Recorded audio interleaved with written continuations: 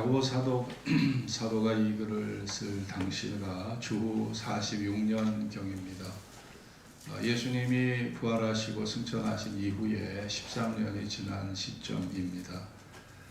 당시 로마가 세계를 정복했던 그러한 시대였고, 북유럽과 또 북아프리카 중심으로 이 새로운 신도시가 많이 생겨나던 그런 시절이에요. 이렇게 새롭게 만들어진 도시에서 유대인들이 오기를 기다렸습니다.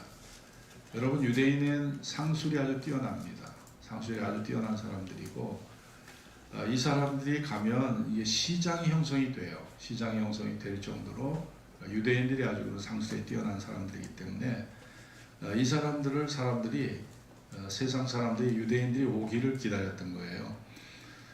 그러니까 유대인들 중에 내가 로마가 세운 신도시에 가서 5년이고 10년이고 또 큰 돈을 벌어갖고 오면 내가 이제 고향에 돌아와서 떵떵거리고 살 수 있지 않나, 이런 생각을 하는 거죠. 조선족 사람들이 한국에 오면요, 1년치 공급을 3달이면 다 받을 수 있대요. 그러니까 5년만 일하면 의리의리한 집을 살 수 있거든요. 네팔 사람들, 베트남 사람들 다 한국에 오려고 난리잖아요. 우리 임금이 아주 한국 사람들은 임금을 많이 줘요. 외국인이라고 별로 차별하는 게 없거든요. 그러니까 진짜 한국에 오면 이게 대박 나는 거예요. 5년만 일하면 평생 먹고 살 수 있는 돈이 생기잖아요. 유대인들의 생각이 바로 그랬던 겁니다. 야, 우리가 신도시 가서 5년만 눈 딱 감고 5년만 열심히 일하면 평생 먹고 살 수 있는 돈이 생기니까 한번 그래보자, 그렇게 살아보자, 이런 결심들을 하고 있었을 때에 이런 말을 딱 한 거예요. 그러니까 칭찬은 못해줄 망정, 이 참으로 확 견지는 거 아니에요, 사실은. 젊은 사람들한테 참으로 확 견지는 거고, 의욕을 팍 꺾는 거잖아요. 그러면서 여기 보면 뭐예요? 이렇게 성공하려고 하는 거, 이런 자랑은 다 악하다. 이런 자랑은 다 악한 것이다. 이런 얘기를 여기 하고 있습니다. 어떻게 보면 참 이 성경의 말씀이 어떻게 보면 우리 하나님께서 육의 욕망도 주셨고, 또 우리에게 이런 재능도 주셨고, 모든 것을 다 감각도 주시고 다 하나님 주셨는데, 이런 것들을 자꾸 어떻게 부정하려고 하는 의미로 우리가 이거를 이렇게 해석을 하다 보면 교회 와서 우리가 오히려 낙심이 되고 좌절이 될 수 있겠죠. 그런데 야고보 사도가 우리에게 전하고자 하는 것은 우리가 하나님의 앞에 좀 더 넓은 눈을 뜨고 큰 시야를 가지고 인생을 바라봐야지, 단편적으로 그렇게 우리 삶에 너무 몰입을 해서 매몰이 돼서 그게 돈 벌고 성공하고 세상 영광만 취하여 그렇게 가는 것은 하나님 보시기에 이게 옳지 않다. 그래서 이런 세상의 자랑, 인생의 자랑은 3가지 의미로서 조금 우리가 경계해야 된다. 삶을 부정하라는 말이 아니에요. 우리가 돈 없이 어떻게 인생을 살겠습니까? 그리고 살다 보면 누구든지 다 성공하려고 하는 것이고, 또 명예와 인기를 얻으려고 하는 건 당연한 거잖아요. 그런데 내세에 대한 소망 없이, 하늘나라에 대한 비전 없이 이 세상에만 몰입하고 세상에만 집착하는 거, 그게 잘못된 거지. 우리가 돈도 벌어야 되고 사회활동해야 되고요, 우리가 개인적으로 다 사업해야 돼요, 직장생활 해야 되고, 이건 당연한 거죠. 그러나 너무 치우친 거, 한쪽으로 편향된 거, 이거를 경계하라는 것이죠. 자, 오늘 성경에 보면 우리가 내일 일을 자랑할 수 없는 이유가, 첫 번째 이유가 뭡니까? 우리가 내일 일을 알 수 없다. 하루에 어떤 일이 벌어질지조차 우리는 알 수 없는 존재입니다. 잠언 27장 1절에 보면 너는 내일 일을 자랑하지 말라. 하루 동안에 무슨 일이 일어날지 내가 알 수 없습니다. 오늘 하루도 무슨 일이 일어날 거를 모르는데 내일을 어찌 알겠느냐는 거예요. 네? 오늘 무슨 일이 벌어질지조차 우리는 모르는 존재인데 어떻게 내일에다가 기대를 걸고 내일을 장담할 수 있겠냐 이거죠. 이게 이런 말씀입니다. 그러니까 우리가 2001년 9월 11일 벌어진 9.11 테러만 봐도 이 9.11 테러 당시에 화재를 진압하던 소방관이요 얼마나 죽었는 줄 아세요? 소방관이 343명이 죽었습니다. 뉴욕시의 소방관들이 거의 다 죽었어요. 야, 참 눈물 나는 얘기죠. 이 소방관들이 9.11 테러 당시 무역센터 빌딩이 무너질 때 소방관 그 뉴욕주 소방관들이 거의 죽었어요. 거의 다 그냥 다 희생당했습니다. 그 시민들 목숨 건지려고 이런 정말 이분들은 고개가 숙여져요. 야, 어떻게 이럴 수 있을까? 살신성인이죠. 진짜 한 사람이라도 건지려고 하다가 소방관이 343명이 죽었어요. 그리고 그 무역센터 근무하는 사람 다 엘리트 집단입니다. 하버드, 예일, 뭐 스탠포드 뭐 이런 데 나온 사람, 인류대학 나온 사람들인데 2,977명이 소방관 포함해서 3,000명에 가까운 사람 죽었잖아요. 이 사람들이 그 하루 벌어질 일을 알았으면 나 같으면 출근 안 했어요. 집에서 그냥 근무하지. 출근 안 했습니다. 아니 요 코앞에 있는 걸 몰라. 예? 하버드 나왔으면 뭐예요? 코앞에 있는 걸 모르고 그날 출근했다가 다 죽어버린 거예요. 3,000명에 가까운 사람이. 그러니 여러분 하루에 벌어질 일도 우리가 몰라요. 뭐 새까맣게 몰라요. 코앞에 당하는 일도 모르는데 어떻게 내일을 우리가 장담할 수 있냐. 이런 말씀입니다. 이런 말씀이. 세월호 참사가 그랬고 이태원 참사가 그랬잖아요. 그 배가 기울어져 침몰할 거 알았으면 누가 세월호 탔겠습니까? 내가 밟혀서 질식사할 걸 알았으면 누가 이태원에 찾아갔겠냔 말이에요. 요 코앞에 당도한 일을 그거를 몰라 우리 인간은요. 그거를 모릅니다. 야, 요게 인간의 한계죠. 그러니까 하나님이 인간에게는요 많은 지혜도 주셨고 지식도 주셨고 경험을 통한 통찰력도 주셨어요. 근데 딱 우리가 모르는 게 뭐냐? 요 코앞에 요 미래를 예측하는 거. 인간이 요게 안 돼요. 요것만큼 하나님이 딱 제안하셔요. 요거 하나님의 영역입니다. 이거는 하나님이 제안을 딱 하신 거예요. 요즘에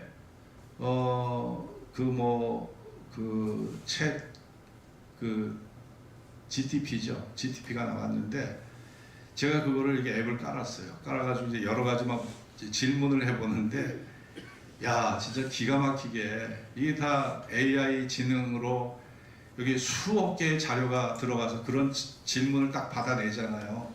딱 받아내는데 이 챗 GTP도 알 수 없는 게 내일을 점칠 수 없는 거예요. 네? 내일을 알 수 없는 거예요. 네? 10년으로 알 수 없는 거예요. 그러니까 이것은요 하나님의 영역입니다. 하나님의 주권적 영역이에요. 이것을 하나님이 딱 제안을 해 놓으셨어. 막 이것까지 우리가 안다고 하면은 인간이 아마 더 한없이 교만할 거예요. 요 내일 일을 모른다는 요 한계가요 우리에게 겸손을 가져오고 요게 하나님을 의지하게 되는 요게 동기가 됩니다. 신앙의 요게 동기가 되는 거예요. 하나님이 이것마저 인간에게 허락하셨다면 인간은요 한없이 교만해서 한 사람도 우리 중에 한 사람도 예수 믿을 사람 없어요. 다 자기 믿고 살지. 요 내일을 모르게 하셨다는 이것이 우리에게는 신앙의 위대한 동기가 되는 겁니다. 이게 이거 참 저는 이게 모르는 게 큰 약이 되는 거죠 우리에게. 여러분 뭐 얼마 전 지난 월요일 날 터키에 지진 난 거 다 아시잖아요. 저는 터키에 가봤던 사람이에요. 터키 성지순례를 갔던 사람인데 터키 땅이 되게 아름답더라고요. 거기에 파묵갈레도 있고 소아시아 7교회가 다 터키 땅에 있잖아요. 에베소 교회, 또 뭐 버가모 교회, 또 거기에 보면 에베소 교회. 여러분 7교회가 다 터키 땅에 있습니다. 터키가 땅이 엄청 넓어요. 우리나라 한반도 7배예요. 터키가. 근데 이게 지진이 나가지고 진도 7.8 지진이 어떤 건지 우리는 아직 경험을 해본 적이 없습니다. 그런데 건물이 6만 4천 개가 무너져 버렸어요. 건물이, 집과 건물이 6만 4천 채가 무너졌고 희생자가 2만 4천 명, 2만 5천 명. 그 건물 더미에 깔린 사람만 20만 명이라고 해요. 그러니 도대체 이 희생자 숫자를 어떻게 가늠해야 좋을지도 몰라요. 아주 초유의 사태죠. 그런데 우리나라는 뭐 지진이 없으니까 안심할 수 있을까? 아닙니다. 여러분, 우리나라도 진도 7 이상의 지진을 견딜 수 있는 그런 땅이 아니에요. 또 우리나라는 지진이 워낙 없었기 때문에 지진을 대비한 내진 설계가 언제부터 시작됐냐면 1988년도부터 시작이 됐습니다. 그러니까 내진 설계로 건축물이 완성된 건물이 우리나라 전체의 15%밖에 안 돼요. 그러면 7.8도의 지진이 이 대한민국에 그대로 재현되죠. 우리나라 건물의 85%가 무너지게 돼 있습니다. 내진 설계 하나도 안 돼 있어요, 우리 건물들이. 내진 설계가 된 건물이 15%밖에 안 돼요. 전국 기준으로 2022년 6월 기준으로 딱 15.3%입니다. 이게 85%는 무너진다는 얘기예요, 이게. 지진 전문가들은 강진의 표적이 다음에 인구 1,500만이 사는 유서 깊은 대도시 이스탄불이라고 하잖아요. 이게 지금 서쪽으로 지금 지진대가 자꾸 가기 때문에 또 대도시를 위협하는 임박한 대지진은 우리나라 주변에도 있어요. 일본 본토 남쪽에 남쪽 해안인 난카이 해구가 있습니다. 이 난카이 해구, 바다 밑에 그 해구를 얘기합니다. 바다 밑에 거기 산들이 있거든요. 바다 산들이 있단 말이에요. 그 해구에 이곳에서 30년 안에 진도 8, 진도 9 사이에 대지진이 일어날 확률이 70%라고 지진학자들이 그렇게 예측을 하고 있습니다. 이 지진이 발생할 경우에 쓰나미가 갑자기 몰아닥치는데 이 쓰나미가 30m짜리 쓰나미래요. 30m. 3m가 아닙니다. 그거의 10배가 되는 30m짜리 쓰나미가 갑자기 도망갈 틈도 없이 이게 몰아닥치기 때문에 미국의 지진국에서 일본 정부에서 예측한 희생자가 얼마인 줄 아세요? 32만 명이더라고요. 이 난카이 해구에서 지진이 일어나면 32만 명이 죽는다는 지금 예측이 나와 있어요. 이게 지금 30년 안에 되어질 일입니다, 이게. 그리고 일본의 또 하나의 무서운 폭탄이 도쿄 수도권을 정조준하고 있는데 도쿄만 남쪽에 사가미 해구가 있습니다. 역시 바다 산맥이죠.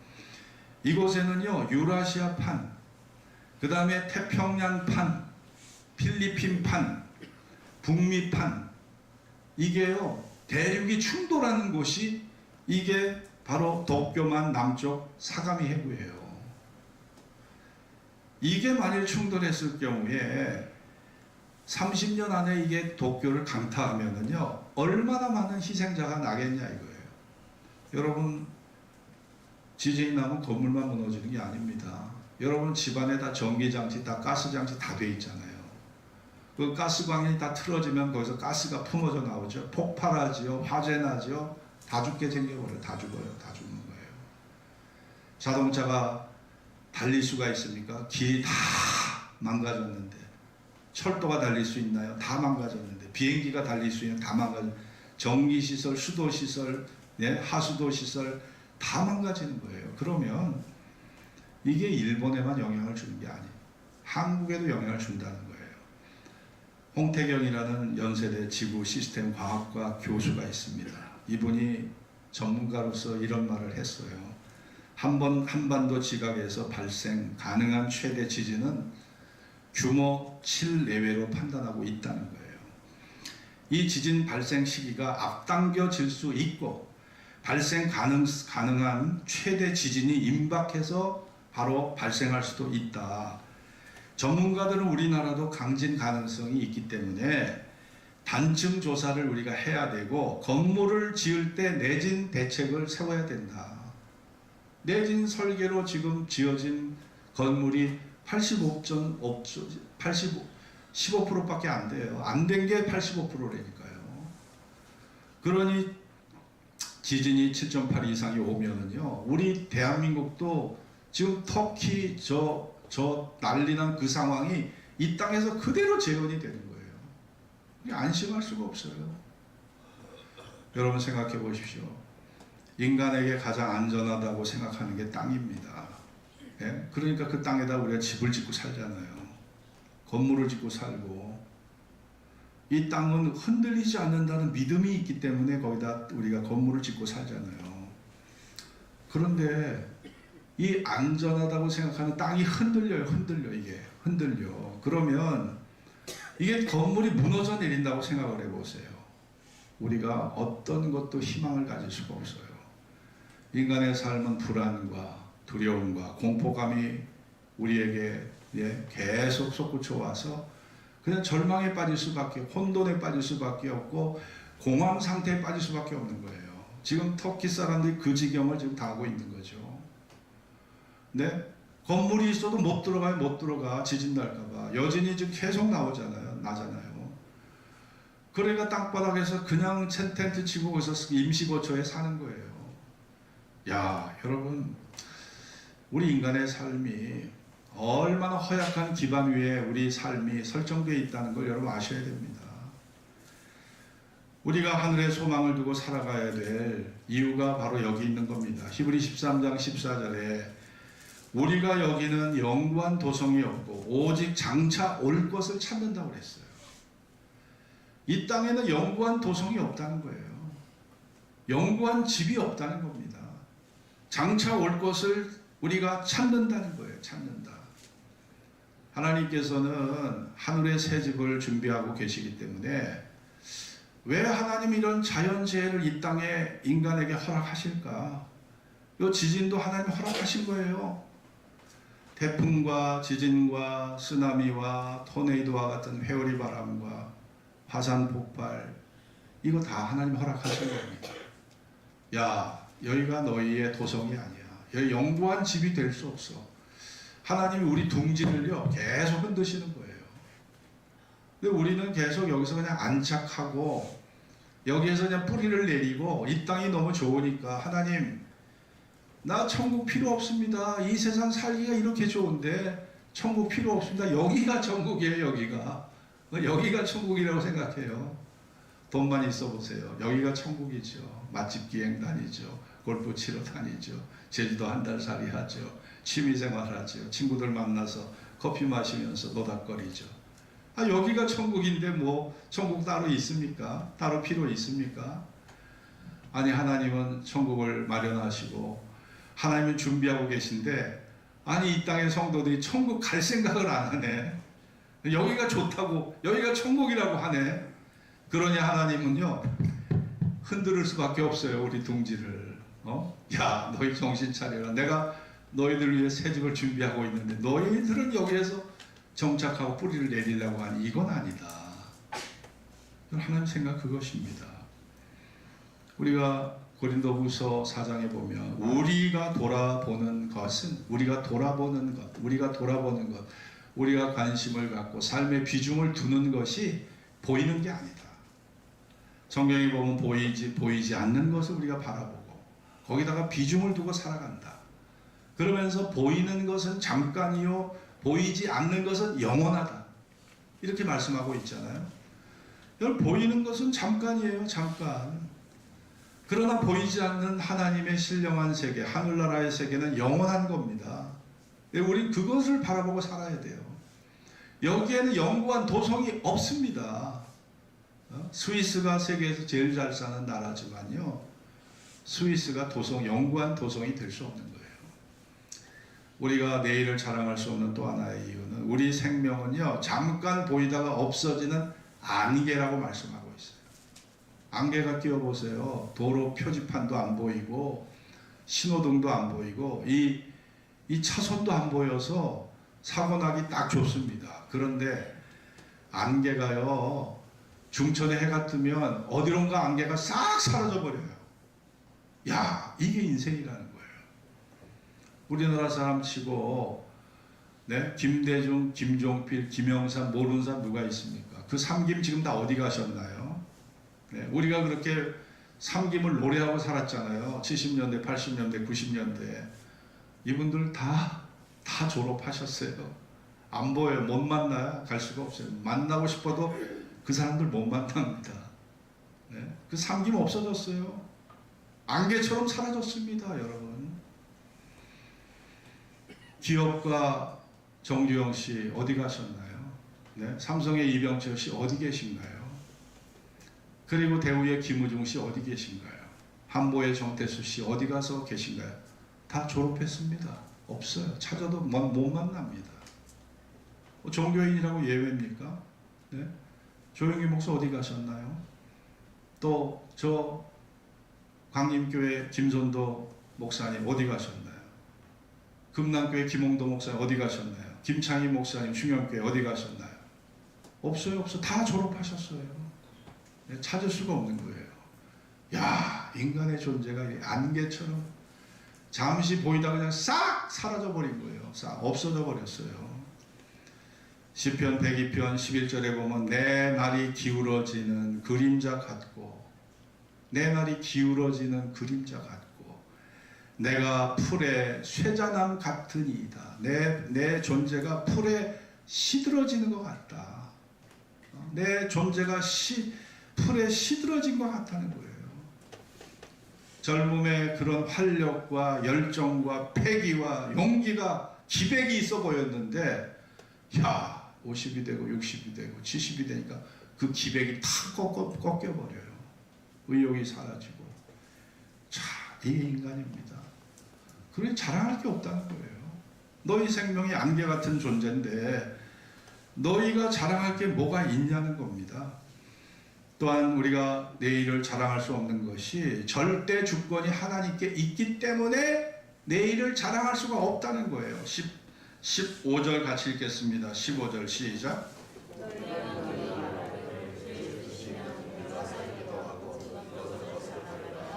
네.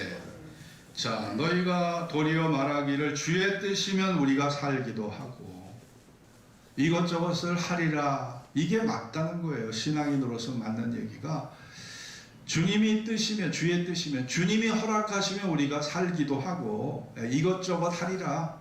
이게 맞다는 거예요. 근데 내가 내 수완으로 내 능력으로 내 경험으로 내가 성공을 하고 내가 반드시 내 목표를 이루겠다라고 하는 이 야심은 이거는 하나님의 주권을 우리가 인정한 것이 아니라면 그거는 교만일 수 있다는 거예요. 교만일 수 있다는 거죠. 로마서 11장에 보면 이는 만물이 주에게서 나오고 주로 말미암고 주에게로 돌아간다고 그랬어요. 모든 주권이 하나님께 있다는 거예요. 죽고 사는 권세가 하나님께 있다는 겁니다. 그러니까 하나님이 허락하셔서 우리가 지금 사는 거예요. 살아가요. 제 친구 저 남양주에서 목회하는 신현주라는 친구가 있는데 그 사모가 새벽 기도를 하는데 갑자기 막 으악 하고 막 비명을 막 지르는 거예요. 목사가 놀래가지고 그 사모를 데리고 병원에 대학병원 찾아갔는데 이 등줄기에 척추 부근에서 이 머리로 올라가는 저 동맥이 있대요. 이 동맥 혈관이 파열된 거야. 그래서 막 소리를 막 지르고 막 그래가지고 병원에 갔는데 지금 겨우겨우 그것을 진정시켜서 지금 이제 일반 병실로 다행히 일주일 만에 올라와 있거든요. 야, 이게 내가 건강을 자랑할 수가 있나? 예? 뭘 도대체 우리가 자랑할 게 뭐가 있나? 이게, 야, 도대체 하루에 무슨 일이 벌어질지를 모르고 내일 일을 자랑할 수도 없고요. 참 인간이 참 대단히 허약한 기반 위에 우리의 존재가 인생이 설정되어 있기 때문에 못 뚜렷하게 뭘 자랑할 게 없네, 인간이. 야, 참 그게 허무한 것이죠. 솔로몬이 자기가 원하는 거 다 했던 사람 중에 한 사람이 솔로몬 아닙니까? 그가 쓰는 그릇이 성경에 보니까 다 금그릇을 썼어요. 스텐 그릇 아닙니다. 솔로몬이 썼던 그릇이 다 금그릇이에요. 그를 호위하던 군사들의 방패가 금방패예요. 금방패. 그러니 금이 얼마나 풍부했으면 호위하는 그 호위병들에게도 금방패를 줬어요. 앉았던 왕자가 상아로 만들었어요. 상아. 코끼리 뿔이 있잖아요. 이 상아로 만들고 거기에다가 상아 위에다 정금을 씌웠습니다. 이게 솔로몬의 솔로몬의 왕좌예요. 원하는 거 노래하는 남녀, 포도원을 세우고 노래하는 남녀들을 세우고 저와 첩이 1000명이에요. 1000명. 솔로몬 한 사람을 위해서 1000여 명의 여자가 솔로몬 한 사람을 시중 들었던 거예요. 이렇게 호화로운 사람이 누가 있겠습니까? 그런데 솔로몬의 말년에 쓴 전도서를 보면 솔로몬이 고백한 게 뭐예요? 헛되고 헛되고 헛되고 헛되니 모든 것이 헛되도다. 헛되다는 말이 딱 5번 연거푸 나옵니다. 그러니 여러분, 솔로몬이 살았던 그 영화로운 인생도 지나고 보니까 안개처럼, 네, 물거품처럼 다 사라져 버리는 것이에요. 네. 마치 봄날의 꿈처럼, 일장춘몽의 꿈처럼 우리가 꿈을 꿀 때는 막 그게 얼마나 막 거기에서 막 흥분도 하고 막 기분이 좋았는데 딱 깨고 보면 현실이 딱 눈에 보이잖아요. 사도 바울이 갈라디아 6장 14절에 보면 그러나 내게는 우리 주 예수 그리스도의 십자가 외에 결코 자랑할 것이 없나니. 이 말을 도대체 우리가 어떻게 해석해야 될까요? 그리스도의 십자가 외에는 결코 자랑할 게 없대요. 사도 바울은 가말리엘 문화에서 최고의 학문을 통달한 사람입니다. 바리새인 중에 바리새인이에요. 로마의 시민권을 가진 자예요.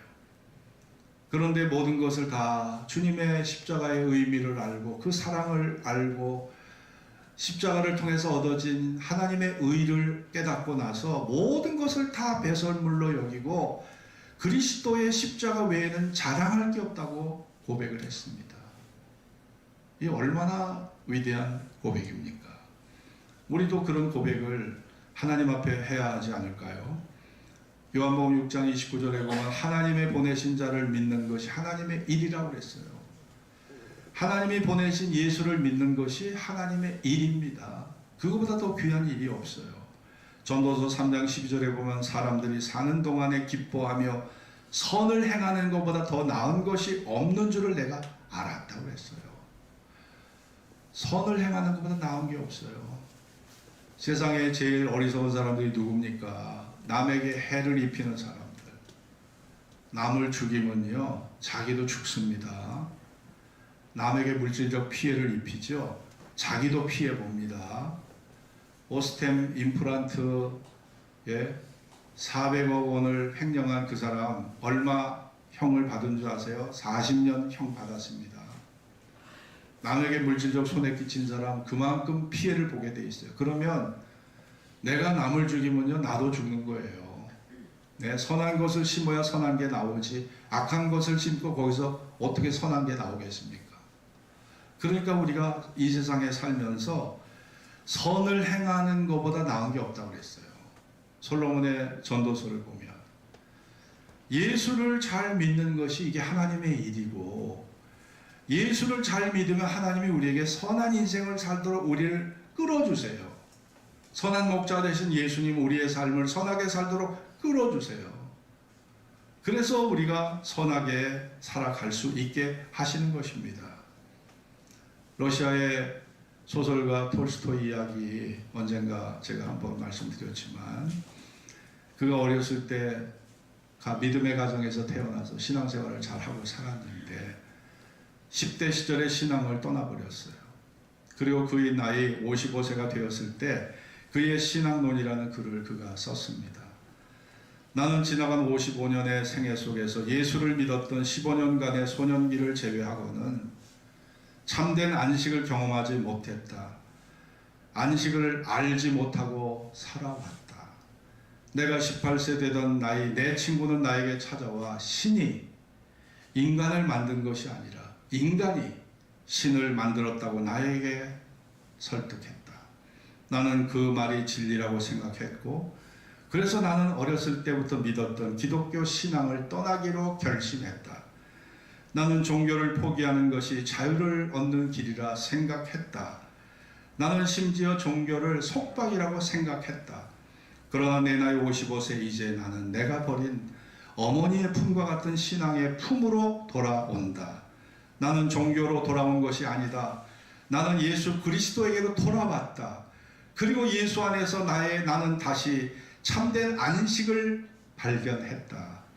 바로 그 예수 그리스도를 소개하고 싶은 것이다. 톨스토이는 인생론에서 이렇게 고백하고 있어요. 예수의 품을 떠나 살아왔던 지난 55년의 삶이 얼마나 힘들고 얼마나 지쳐있는 죄악의 속박의 삶이었는가. 예수를 떠나고 돌아와 보니 그 사실이 절절히 느껴지더란 말이죠. 결국 자기가 버렸던 어머니 품과 같은 예수 그리스도에게 돌아왔을 때 참된 마음의 안식을 발견했음을 고백하고 있습니다. 여러분, 하나님이 가장 기뻐하는 일이 무엇이겠습니까? 따라해 봅시다. 주님의 품에 머무는 것이다. 네, 주님의 품에 머무는 거. 네. 내가 내 안에, 내가 내 안에, 예? 주님이 우리 안에, 우리가 주님 안에. 네? 포도나무 가지가 포도나무에 붙어 있듯이 내가 내 안에, 내가 나 안에, 정말 우리가 주 안에 거하는 이것이야말로 하나님이 가장 기뻐하는 일인 것입니다. 스펜서 존슨이라는 분이 쓴 베스트셀러 가운데 선물이라는 책이 있거든요. 한 소년이 지혜로운 노인으로부터 세상에서 가장 소중한 선물을 받으면 내가 행복해질 거라는 그런 말을 듣게 됐어요. 그래서 이 소년은 청년이 될 때까지 그 할아버지가 말씀한 선물이 뭘까? 그 선물이 도대체 뭘까? 이렇게 연구를 했어요. 그런데 그 선물이 다름 아닌 현재의 시간이라는 걸 알게 됐어요. 내가 하는 일에 집중하면 행복해질 수 있다는 바로 그런 믿음을 갖게 됐다는 것입니다. 여러분, 과거는 이미 우리 품에서 떠나버렸어요. 그 과거를 우리가 변화시킬 수가 없습니다. 잘했든 못했든 그 과거는 변경이 불가합니다. 변경 불가해요.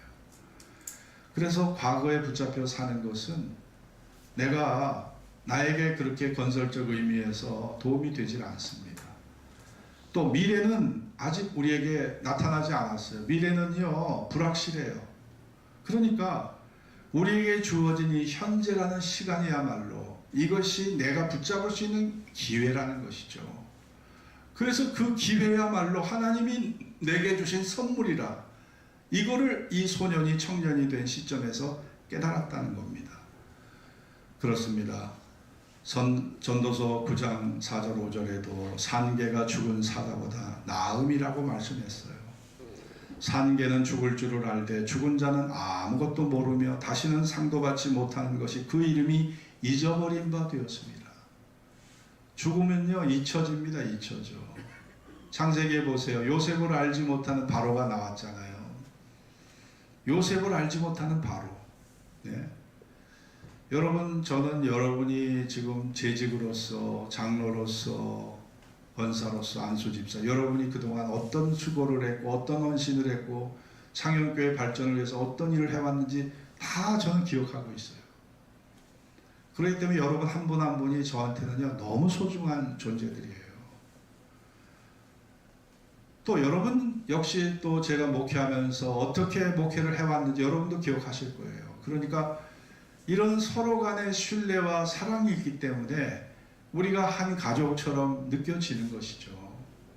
그런데 요셉을 알지 못한 바로가 나타났어요. 그러면요, 그때부터는 그동안 쌓아왔던 모든 인간관계가 다 이게 철폐가 되고 원점으로 돌아가는 거예요. 네가 뭐야? 내가 널 언제부터 알았어? 나 너 몰라. 나 너 몰라. 네가 어떤 존재인지 나 모른다. 여기에서 무엇이 나왔습니까? 여기에서 유대인들이 노예가 되어버립니다. 노예가. 그래서 벽돌을 굽는 그런 사람들이 되어버려요. 요셉을 알지 못하는 그 바로 왕 때문에 유대인들이 천민계급으로 떨어져 버려요. 네? 시민권 가지고 살았던 사람이 천민계급으로 떨어지잖아요. 그러니 여러분, 서로의 존재를 알고 믿어주고 신뢰하고 사랑했다는 것이 그 관계의 끈이 이게 얼마나 소중한 것인가를 우리 기억해야 됩니다. 오늘 본문에 너희가 도리어 말하기를 주의 뜻이면 우리가 살기도 하고 이것저것을 하리라 할 것이거늘 이제 너희가 허탄한 자랑을 자랑하니 이러한 자랑은 다 악한 것이라. 내일 일을 알지 못하는 사람들이 내일 일을 자랑하고, 아침 안개와 같이 살아갈 사람들이 세상의 영광을 자랑한다는 것. 주권이 하나님께 계시고 그분이 우리를 다스리고 계신데 그 주인은 아랑곳하지도 않고 내가 모든 것을 할 수 있느냐, 우리가 거드름을 피면서 하는 것이 다 이게 교만의, 인간 교만의 소치라는 거예요. 교만의 결과물이라는 거예요. 그래서 우리가 저 터키의 지진이 우리에게 반면교사가 되고 있지 않습니까?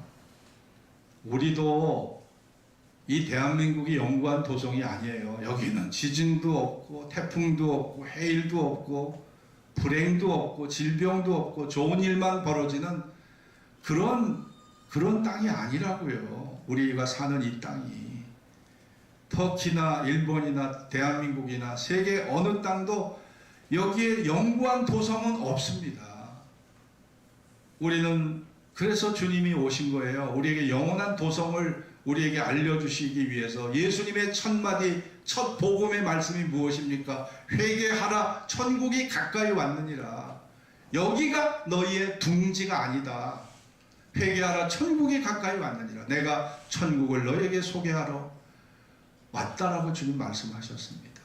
여러분, 오늘 우리가 세상만을 바라보면 정말 불안해서 살 수가 없어요. 불확실한 미래에 대한 두려움이 우리를 그냥 짓눌러 버립니다.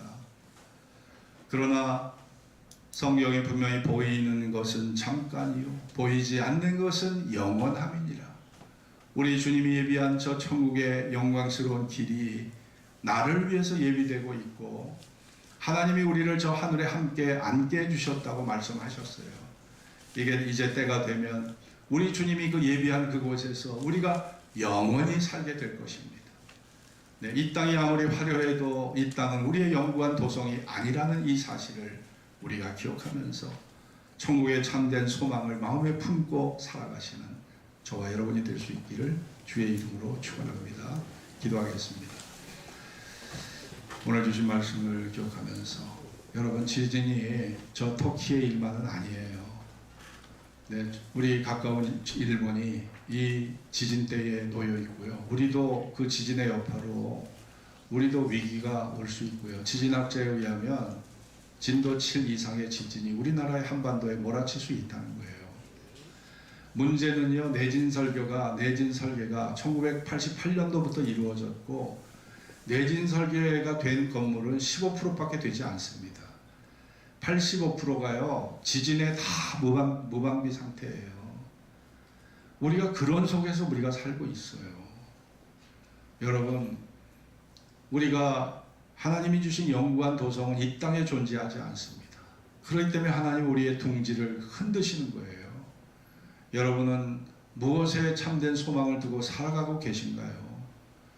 주님이 주신 그 영원한 소망만이 내가 붙잡을 유일한 소망이라는 사실을 기억하면서 천국의 영광, 하늘나라의 기쁨을 바라보며 살아가는 그런 은혜가 있어지기를 기도합시다. 다 같이 합심으로 기도하겠습니다. 할렐루야.